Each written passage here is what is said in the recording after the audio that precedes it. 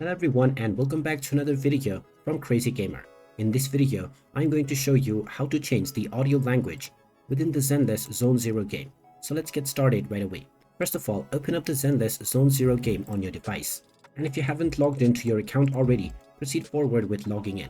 Once you have been logged in, you can start the main mission. And when you have the option to access the menu screen, tap on the escape button within your keyboard. From here, click on Options. And now from the Options menu, click on Language. Once you are inside the language menu, you will be able to choose from the game language as well as the voice language option. Click on the voice language drop-down menu and choose your desired language. This might begin a download of the audio files for the chosen language that you have just selected. After choosing your language, you can click on the Restart button, and after restarting, your chosen audio settings will be applied, which means that the audio language will now be changed to the one that you just selected.